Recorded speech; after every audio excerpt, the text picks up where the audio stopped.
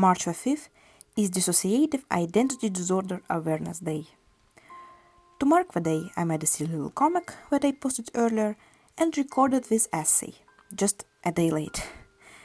I barely managed to finish the original Russian version yesterday, so I'm only now getting to the English one. Well, better late than never, I hope. And yeah, I do have a very strong accent. Made sure the subtitles are accurate though, so stay with me please. I want to be clear that I'm speaking purely as someone who's interested in a topic, not as a professional, and I don't have any personal experience with what I'm about to discuss. Everything I know comes from sources I'll be referencing and listing at the end of the video. If you spot any mistakes in what I say, please point them out in the comments. First of all, why did I even decide to talk about it? I mean, about the renaming. You see, it quite literally saved the diagnosis from being eliminated and completely changed how clinicians view people with this lived experience. The first thing that jumps out is that the old term multiple personality focused on the content, that is, on the multiplicity of personality, the sheer fact of having others. In the eyes of psychiatrists back then, it looked as if several complete, separate and fully formed personalities were living in one body, like people. And that was a huge philosophical and scientific mistake. See, from a biological and psychological standpoint, personality is an attribute of a whole organism. You can't have 5 personalities in your brain, just like you can't have 5 different circulatory systems in one body. It's an oxymoron. David Spiegel, who chaired the committee that revised this diagnosis, explicitly stated that the term multiple personality is misleading because it makes us look for extra people. The new name, Dissociative Identity Disorder, shifted the focus to a process instead of a content. The key word here is dissociative, and dissociation is a failure of normal integration of consciousness, memory, and perception of self. It is a psychological defense mechanism that works too well. This name made the main subject of discussion not the multiplicity of minds, their strangeness and exoticism, but what happened to the person, what tragedy they endured that fragmented their personality and memory, and how they can be helped. The term identity in the current name was chosen deliberately. It describes our internal sense of I or self. In DID, it's precisely this sense that it breaks down. The psyche becomes fragmented and the parts of one I no longer recognize each other. Modern psychiatry finally understood what David Spiegel formulated like this. The problem isn't that a person has more than one personality, but what they have less than one integrated personality. I think this shift moved the discussion out of the realm of science fiction and tabloid sensationalism and into the realm of righteous medicine. People with DID were no longer seen as characters in fantasy plots or as multi-faced monsters or phenomena fit for a tabloid headline. Instead, they began to be viewed as ordinary people who just happened to encounter an extreme form of psychological protection at a very young age. The most significant impact of this new understanding was, of course, on the approach to therapy. And I can't fully express the importance of this shift without mentioning a story that in a previous video essay I referred to as a real case of DID. I'm now cringing so hard about that because the reality is far from clear-cut. I'm talking, of course, about the story of Shirley Ardell Mason, the real woman behind Sybil. Her case in the 1970s sparked an absolute explosion of interest in multiple personality. Before the book Sybil, published in 1973, fewer than 18 cases had been documented worldwide. By the late 90s, that number had jumped to the tens of thousands. That's when the problems started. In 2011, journalist Debbie Nathan published an investigation called exposing Sybil. She gained access to archives and audio tapes of therapy sessions and uncovered a horrible truth. The story was largely fabricated and cultivated by the therapist. The psychiatrist, Cornelia Wilbur, was obsessed with finding a case of multiple personality. She used methods that are now considered gross violations, injecting Shirley with sodium pentanol, so-called truth serum, using heavy-handed hypnosis, and even administering electroshock treatments at home. Shirley, a highly suggestible and lonely woman suffering from a social isolation and undiagnosed anemia, which caused her real physical symptoms, essentially began to produce the symptoms expected by the doctor. Archives contain a letter she wrote to Wilbur, stating point blank, "I don't really have any multiple personalities, I was pretending," and asking to stop the sessions. But Wilbur ignored this, labeling it as resistant to treatment. She wanted a bestseller. And well, she got one. This lie created a cycle. Popular culture, thanks to the book and film, convinced everyone that multiplicity meant dramatic switches and a cast of characters. Therapists, inspired by Sybil, started actively looking for alters in their patients, essentially suggesting their existence. This led to the so-called memory wars of the 19th. Skeptics and lawyers accused psychiatrists of creating the disorder themselves through suggestive techniques, a phenomenon called iatrogenesis, illness caused by treatment. And the diagnosis of MPD found itself on the verge of being eliminated from psychiatry altogether. Renaming it DID in the 1994 was a way to distance the field from that Hollywood version and the questionable methods of the past. Psychiatry acknowledged that yes, the Sybil case was a fabrication, but the phenomenon of dissociation is very much real. It just doesn't look anything like it does in the movies. Now, in the official approach, as we've understood, the focus has shifted away from the pantheon of personalities. To finally break free from the circus sideshow image, modern researchers like Van der Hart, Nijenhuis, and Steele developed the theory of structural dissociation of a personality. And this is something you absolutely need to know if you want to understand DID. Forget the idea that there was some kind of pure core personality that had been shattered from a blow. Research shows a person isn't born with an integrated personality. A child is a collection of different states. Now I want to play, now I want to eat, now I'm scared and want to go to my mommy. Normally, by the age of 6 to 9, these states integrate into one cohesive self. But if during this critical period something horrific happens, abuse, neglect, especially from those the child depends on, the brain blocks the integration. A conflict arises. Part of a child wants to bond with a parent, while another part, the protective one, wants to run.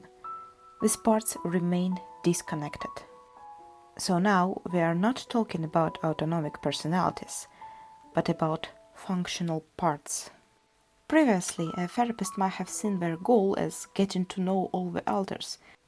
This turned into an endless process of summoning these alters, learning their names, functions, and writing down their biographies.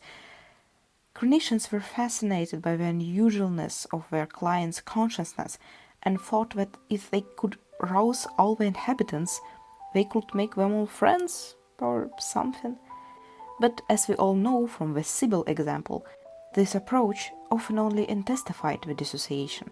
The patient, sensing the therapist's interest in the unusual parts, might unconsciously start to create and dramatize them, drifting further from the reality into their inner world. Now, in the official approach, the focus has shifted. Modern therapy is built on a phase-oriented approach, according to the ISSTD guidelines. This means the priority becomes a long and careful first phase, which can take years. Its essence is building a solid sense of safety in the client, in their body, in the relationship with the therapist, in a daily life. The psyche must first be taught emotional regulation, so it stops living in a state of chronic emergency. Only then the system has gained stability can the therapist move to the second phase, processing traumatic memories. And even here, the goal isn't just to summon an alter, but to lower the amnesiac barrier, so one part can finally learn what happened to the another part and accept that experience as its own. This is called co-consciousness. It's when parts start not just switching places, but cooperating for the common good, for survival of the whole system.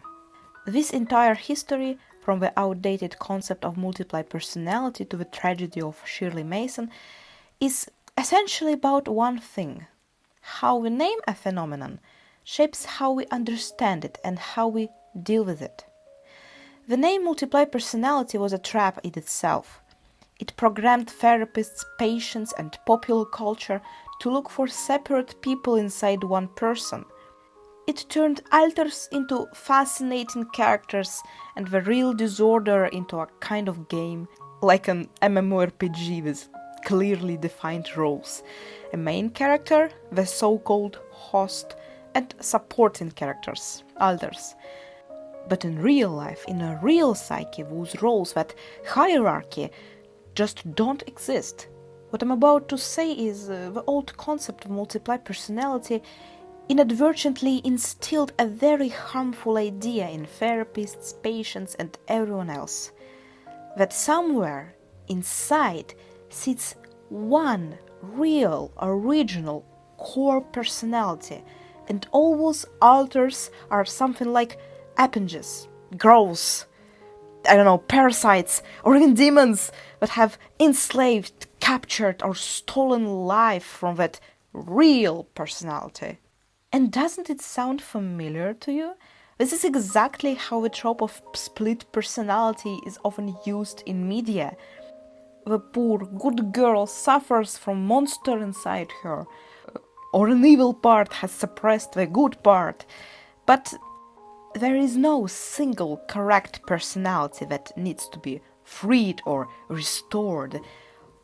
All the parts that make up a person with DID, listen carefully, they are equally real. Every single alter is real. And this is precisely why modern clinical language so carefully avoids any words that create a hierarchy. The word host has disappeared in a clinical language because who says that that part is more main than others? It's just more often fronting in daily life and is now often called the presenting identity. The word core personality has completely disappeared because there's no core that existed before the trauma and was pure, then got overrun by monsters again.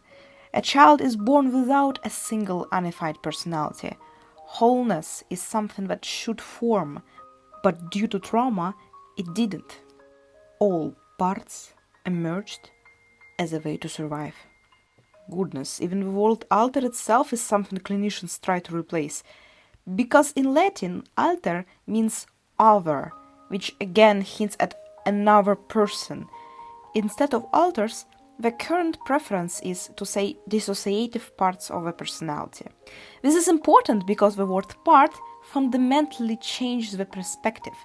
A part is not another person, not a parasite, not a separate tenant in a communal apartment. It's you, yourself, just separated by a wall. The new name and the new language accomplish one huge thing. They tell a person with the ID, you are not a hostage of demons inside. You are all of your parts, and every single one of your parts has a right to exist and to heal. Another important detail is that in the DSM-5, the diagnosis criteria changed radically. Previously, they required the presence of autonomous personalities and distinct switches between them. But the thing is, a huge number of people with DID do not have alters in the Hollywood sets at all. They don't have names, biographies, or different wardrobes. Fragments of personality can exist as recurrent pains or sensations without context, sudden attacks of terror or rage that the person doesn't feel as their own, or in automatic actions performed as if on autopilot. The core of the diagnosis now is disruption in identity and problems with memory. Full stop. Imagine how terrifying it was for a person before. They have their life falling apart, they have gaps in memory, they don't know who they are, and the doctor just says, well, I don't see any Jekyll or Hyde inside you, so it's not multiple personality. That's it? You're left without help? The modern diagnosis of DID recognizes covert dissociation. It acknowledges that voices inside the head aren't necessarily hallucinations, like in schizophrenia. In schizophrenia, voices often feel external, coming from outside. In DID, they are internalized voices of parts of your personality, sounding inside the head and having a clear connection to trauma. To summarize, DID is not about many people in one brain. It's about one person who's fragmented into pieces. Sometimes those pieces look a lot like different people, and sometimes they are just pain, fear, or emptiness. They are shards that needs to be glued back, integrated. Because if they are not real people and they're just shards, parts, they need to be glued back into one. They need to become whole, monolithic, so the person can finally be normal, just like everyone else. This is called final fusion, a state where all parts of a system unite into one single personality with a shared sense of self. After this, the person stops perceiving themselves as a system and lives as a single individual. It sounds right, it sounds like healing. Moreover, it sounds like the only goal you might have if you have a DID. Yeah, that's right, if you don't ask the people themselves. But what if you do ask? What if you ask those whom this directly concerns? Those who have lived with DID for decades, who have been through therapy, who have come out of the other side, and not just come out, but are living life to the fullest. The good half of these people say, we don't want to fuse, we want to live. And how we are organized inside, that's only our business. Because the goal of therapy, as defined by the International Society for the Study of Trauma and Dissociation, is not fusion at any cost. It's a full life. It's the absence of distress. It's the ability to function, love, work, find joy in life. And the form in which this is achieved can vary. For some, it's indeed integration in the classic sense. Parts fuse into one single personality and the person stands referring to themselves as I. For others, it's functional multiplicity, a state where parts retain their separateness but have learned to cooperate, not conflict, not interfere with each other, and not create chaos. They might refer to themselves as we, consider each other family, and yet the person is stable, successful, and happy. Research, the top DD study, shows surprising numbers. After 6 years of therapy, only about 20.8% of patients achieve stable fusion. And exactly the same number, 20.8%, achieve functional multiplicity. You shouldn't ask, is this normal? You should ask, is it adaptive? If the inner family replaces real life, career, and the relationships for a person, that's a problem. That's maladaptive dissociation. But if a person is stable, organized, and takes responsibility for themselves, if they function, build relationships, work, and are happy, then yes, They have every right to remain multiple. Many with DID, after long years of war and pain, come to find that their structure is ultimately what makes their life richer, what makes them happy and fulfilled every day. For example, psychiatrist Karen Marshall, herself living with DID, and she wrote, I don't have the original book in English, so it's a translated quote from Russian version. We are glad we're us. We are all here, and learning to like ourselves was hard. Now we really love ourselves the way we are, because it's a lot of fun. We know that singlets know how to have fun too, but we're not sure it's quite like we do. You'd have to know someone like us to understand that. Each personality that is a part of us is a miracle, and we're so glad we have so many miracles in us.